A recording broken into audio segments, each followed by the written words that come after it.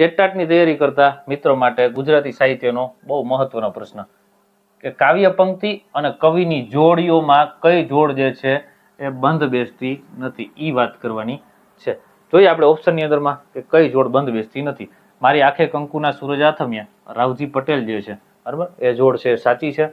ત્યાર પછી જર્નીની જોડ સખી નહીં જડે રે લોલ, કવિ બોટાદગર છે એમની જ રચના છે, એટલે આ જોડ પણ મિત્રો સાચી છે.